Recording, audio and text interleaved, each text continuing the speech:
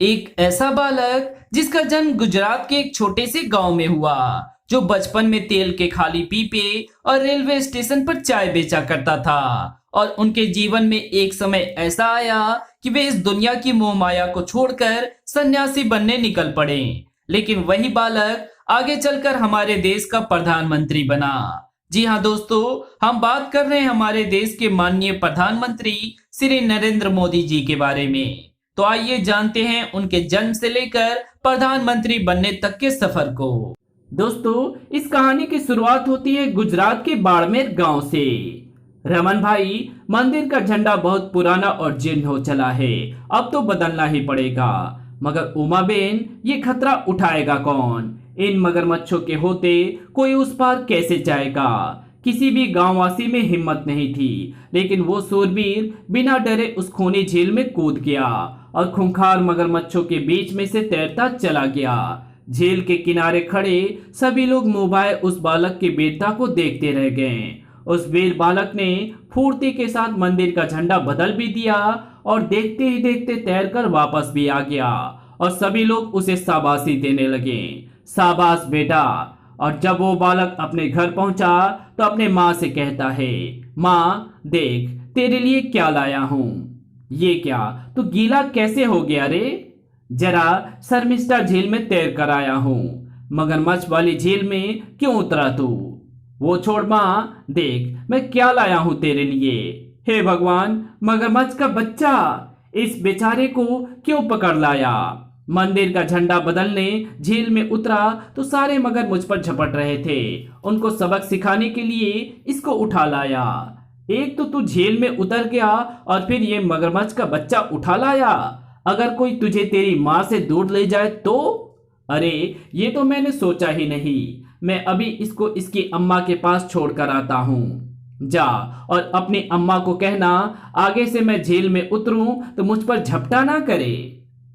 12 साल की उम्र में इतना निर्भीक और हृदय से संवेदनशील ये बालक नरेंद्र दामोदर दास मोदी, जिन्हें हम नरेंद्र मोदी के नाम से जानते हैं, तब के सौराष्ट्र और आज के गुजरात के महसाना जिले के वडनगर गांव में 17 सितंबर 1950 को दामोदर दास मूलचंद मोदी और हीराबेन के घर जन्म हुआ नरेंद्र मोदी का। अपने माता पिता की 6 संतानों में से तीसरे नरेंद्र मोदी बचपन से ही पिता की आमदनी बढ़ाने में सहयोग किया करते थे। घर के आसपास से तेल के खाली पीपे इकट्ठे करके ऑयल कंपनी में पहुंचाकर वो हर पीपे के 5 पैसे कमाते थे और अपनी पूरी कमाई अपने पिता के हाथों में सौंप देते थे।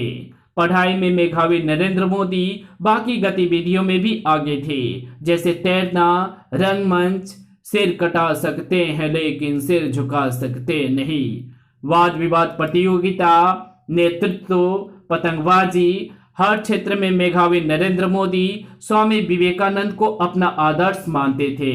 नरेंद्र सब सहन कर सकते थे, मगर अन्याय सहना उनके लिए नामुमकिन था। एक दिन मेल कर्मचारी ने उन्हें 10 पैसे का खोटा सिक्का दे दिया। ये सिक्का तो खोटा है, दूसरा दो। सिक्का मैंने अपनी कंपनी में नहीं छापा है, तो जिससे लिया है उसको देना, मुझे नहीं। तू भी तो टूटे पीपे लाता है, लेता हूं कि नहीं? तुम्हारे काम आता है इसलिए लेते हो। सिक्का तो यही मिलेगा, लेना है तो ले, वरना रास्ता नाप। नरेंद्र के स्वाभिमान को यह मंजूर ना हुआ। खरी मेहनत के बदले तेरा खोटा सिक्का नहीं लेना, किसी और से पीपे मंगवा लेना आपसे। अन्याय को कभी ना सहने वाले उस उद्यमी बालक नरेंद्र मोदी के भविष्य की चिंता हर माँ की तरह उनकी माँ को भी थी। और एक दिन उनकी माँ नरेंद्र मोदी को लेकर एक ज्योतिषी के पास गई और ज्योतिषी ने नरेंद्र मोदी का हाथ देखकर उनकी माँ से कहा, माँ तेरा बेटा देश को दिशा दिखाएगा, साधु बनकर या फिर नेता बनकर। और ये सुनकर नरेंद्र मोदी अपनी माँ से कहते हैं, माँ मैं साधु बनूंगा। बड़ा आया, ये ज्योतिषी लोग तो कुछ भी बोल देते हैं। पढ़ाई में मन लगा, मगर कच्ची उम्र में भी नरेंद्र के इरादे पक्के थे। बाबा आप साधु क्यों बने? इस मोह माया और जन्म मरण से मुक्ति के लिए साधु बनना पड़ता है। संसारिक मोह माया से दूरी ही तो मुक्ति है बेटा।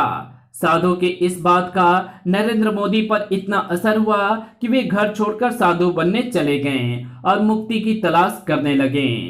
और एक दिन घूमते घूमते वो एक साधु के शरण में आ गए और साधु उनसे पूछते हैं, क्यों आया है यहाँ? मुझे मुक्ति चाहिए, जन्म मरण के बंधन से मुक्ति चाहिए। देश में हाहाकार मचा है।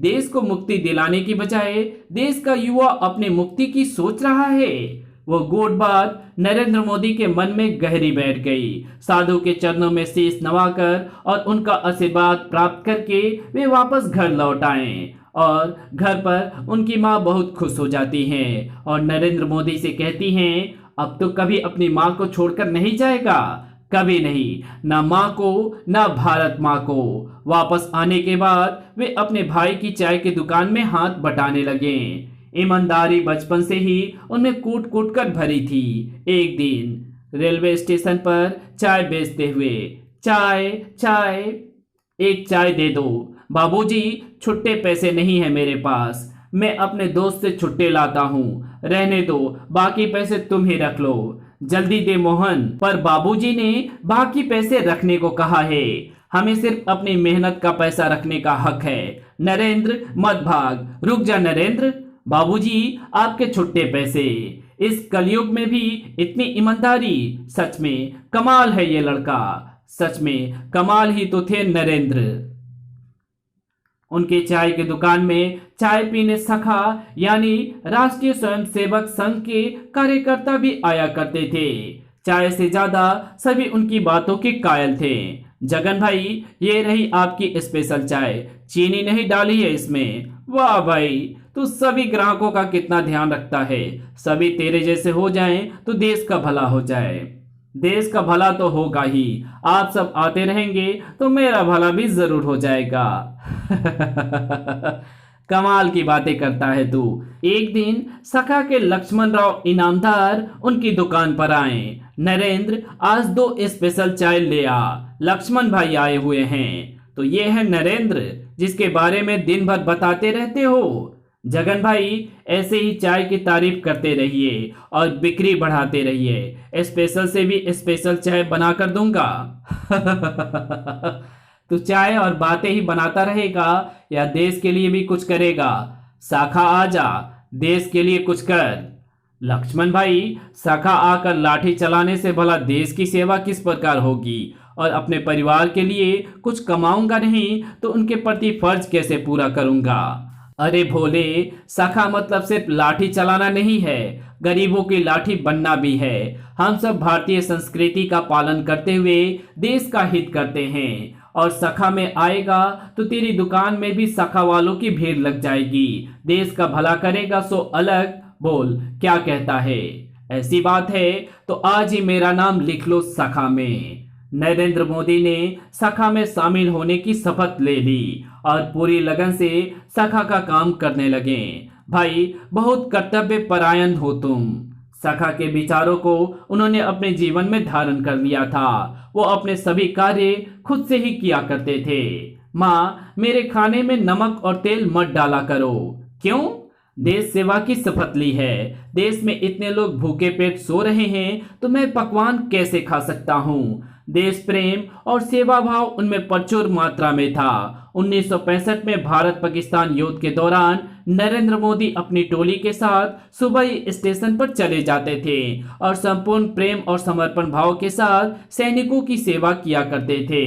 यही नहीं, 1967 में जब गुजरात में बाढ़ आई तो भी नरेंद्र मोदी ने लोगों की मदद करने में दिन रात एक कर दिए। दूसरों की पीड़ा को वो खुद महसूस करते थे और हमेशा मदद के लिए तत्पर रहते थे। वरिष्ठ राष्ट्रीय स्वयंसेवक संघ के कार्यकर्ताओं के सानिध्य में रहते हुए शीघ्र ही वे संघ के प्रचारक बन गए। उन्हें गुजरात प्रदेश की अखिल भारतीय विद्यार्थी परिषद के प्रमुख का उत्तरदायित्व सौंप दिया गया। इस दौरान उन्होंने गुजरात विश्वविद्यालय से राजनीति शास्त्र में स्नातकोत्तर की डिग्री हासिल की। नरेंद्र मोदी की कर्तव्य परायणता, लगन, निष्ठा और बढ़ती लोकप्रियता जल्दी उन्हें सक्रिय राजनीति में ले आई। वे भारतीय जनता पार्टी के प्रमुख कार्यकर्ता बन गए। लगभग 7 वर्षों तक वे गुजरात में भारतीय जनता पार्टी के वरिष्ठ नेताओं के साथ कंधे से कंधे मिलाकर पार्टी को मजबूत बनाने का कार्य करते रहे। 1995 में गुजरात चुनाव के बाद उन्हें दिल्ली बुला लिया गया। अपनी मेहनत और लगन से आगे बढ़ते नरेंद्र मोदी का राजनीतिक व्यक्तित्व दिल्ली आकर और अधिक निखरने लगा। नरेंद्र मोदी की जुझारू प्रवृत्ति ने उन्हें पहले भाजपा में राष्ट्रीय मंत्री और फिर कार्यकर्ताओं के बीच बढ़ती लोकप्रियता ने उन्हें बहुत जल्दी भाजपा का राष्ट्रीय महामंत्री बना दिया। अपनी निडर छवि के कारण अब वो गुजरात के शेर कहलाने लगे थे। एक दिन श्री अटल बिहारी वाजपेयी ने उन्हें बुलाया। नरेंद्र, यहाँ का यह पंजाबी खाना नहीं पचेगा तुझे, मोटा हो रहा है, जा यहाँ से। आदेश कीजिए, कहाँ जाना है? गुजरात जा, वहां जरूरत है तेरी। गुजरात? मैं इतने सालों से गुजरात नहीं गया, अब कैसे? अपनी जन्मभूमि का दुख दर्द बेटा ही समझ सकता है। गुजरात तुझे बुला रहा है, अब तेरा गुजरात का मुख्यमंत्री बनने का समय आ गया है। 6 साल बाद नरेंद्र मोदी गुजरात लौटे। गुजरात की दुर्दशा देखकर नरेंद्र मोदी को बहुत दुख हुआ। चुनाव जीतने के बाद जहां सभी उनके जीत से खुश थे, उन्हें चिंता थी अपनी जनता की, और मोदी ने अपनी जनता को कभी निराश नहीं किया। उनके सेवा काल में गुजरात ने समृद्धि और विकास के शिखर को छू लिया। उनके कार्य से खुश जनता ने उन्हें पिछले 13 वर्षों में 4 बार गुजरात का मुख्यमंत्री चुनकर उनके कुशल और सफल नेतृत्व में अपनी आस्था दिखाई है। और नरेंद्र मोदी का जनता से यही कहना था, मैं शासक नहीं, आपका सेवक हूं। इंडिया टुडे द्वारा करवाए गए सर्वेक्षण में पूरे देश की जनता ने एक मत से नरेंद्र मोदी को देश का सर्वश्रेष्ठ मुख्यमंत्री चुना, और देश की प्रगति चाहने वाली जनता उन्हें अब भारत के प्रधानमंत्री के रूप में देखना चाहती थी, और आने वाले दिनों में वे भारत के प्रधानमंत्री बने भी और अभी भी बने हुए हैं। तो आपको ये वीडियो कैसी लगी? वीडियो अच्छी लगी तो इस वीडियो को लाइक शेयर कमेंट जरूर कर देना, और ऐसी वीडियो देखने के लिए आप हमारे चैनल को सब्सक्राइब कर सकते हैं। Thanks for watching my videos.